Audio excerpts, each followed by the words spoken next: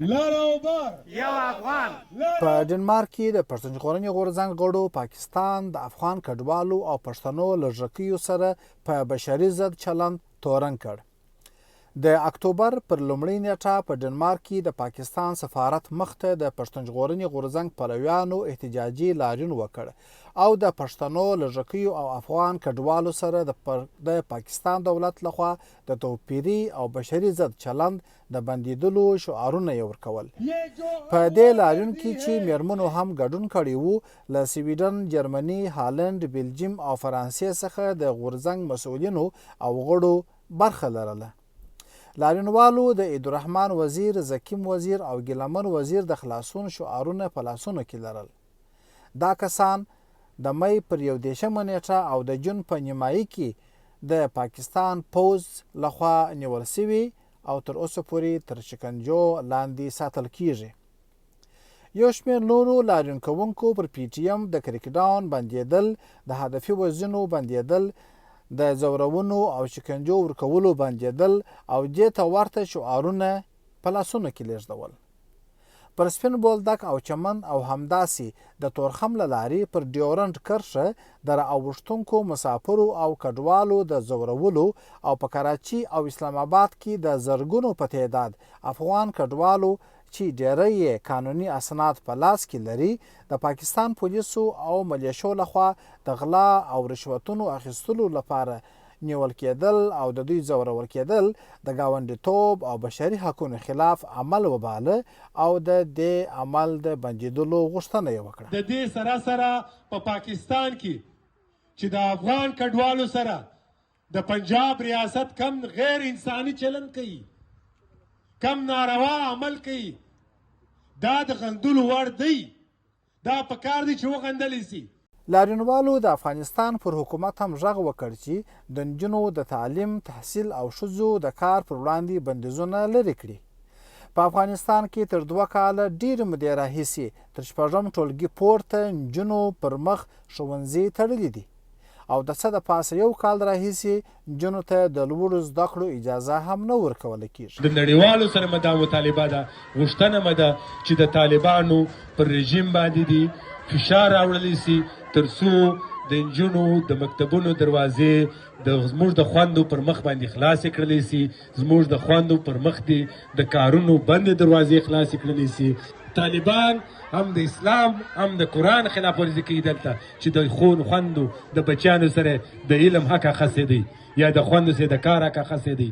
د لاریونوالو په وینا دا د افغانستان د ملي ګټو او نړیوالو بشري حقونو خلاف تګلاره ده او باید چې له سره غور پر وسي. د اروپا پی ټي ایم تنظیمونکي ښاغلي مالک بازي له افغان حکومت د مطیع الله ویسا د خلاصون غوښتنه وکړه او د هغه نیول یې یو بشري ضد او د علم او رڼا خلاف عمل وګاڼه. د قلم لاره بنسټ مشر مطیع الله ویسا د مارچ پر 28 په کابل کې استخباراتو ونیوی چې د 6 میاشتو په تېرېدو یې تر اوسه نه جرم څرګند شوی نه یې د سرنوشت په باب معلومات شته.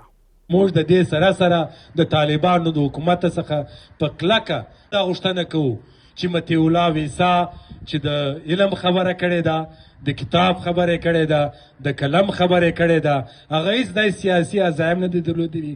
هغه کلیو ته تللی، بانډو ته تللی، ولسوالیو ته تللی، هلته یې ماشومانو ته کتابونه ورکولې، هلته د علم خبره کوله، هلته د ترقۍ د خوشحالۍ خبره کوله. دوی احمد شاه درانۍ افغانستان باندې حکومت کاوه. دا هغه شانداره امپراتوري د ایران د ختیځ څخه د هندوستان د شماله او د امو د دریاب څخه د هندوستان سمندره رسېدلې وه. څومره چې دوی په موږ فشار اچوي، څومره چې ځوروي، هومره موږ نورم قوي کیږو او نورم تازه کیږو او موږ غږ لا نورم جهاني کیږي. Pakistan is killing. Pakistan is killing. The world is watching. ام د راپورته کېدو سره سم په لرو برو پښتنو افغانانو کې ملي یووالی ملي خپلواکي غږ لا نوره په ملي او نړیواله کچه اوچت شوی دی. پی ټي ام ورځ تر بلې منظم کیږي، تنظیمي کیږي، پیاوړی کیږي. په دې لاره کې د غورځنګ ملګري لګیا دي، کار کوي. دا تحریک د ستر احمدشاه بابا د فکرونو پوره کولو تحریک دی. دا د احمدشاهي جغرافیې بیرته اعاده کولو تحریک دی.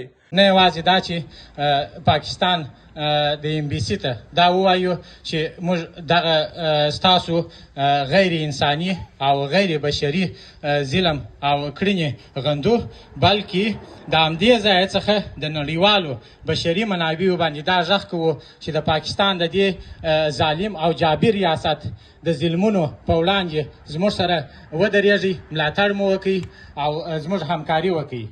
لر او بر یو افغان، لر او بر یو افغان، لر او بر یو افغان. یہ جو دہشت گردی ہے اس کے پیچھے وردی ہے، یہ جو دہشت گردی ہے اس کے پیچھے وردی ہے، یہ جو مارا ماری ہے اس کے پیچھے وردی ہے، یہ جو مارا ماری ہے اس کے پیچھے وردی ہے، یہ جو اغوا گردی ہے اس کے پیچھے وردی ہے، یہ جو اغوا گردی ہے اس کے پیچھے وردی ہے. بس مننه. یو خوشحال دی، یو احمد دی، یو رحمان، روح مو ګډ دی، یو شبا یو موزان. یو خوشحال دی، یو احمد دی، یو رحمان، روح مو ګډ دی، یو شبا یو موزان. لرو بر یو افغان، لرو بر یو افغان، لرو بر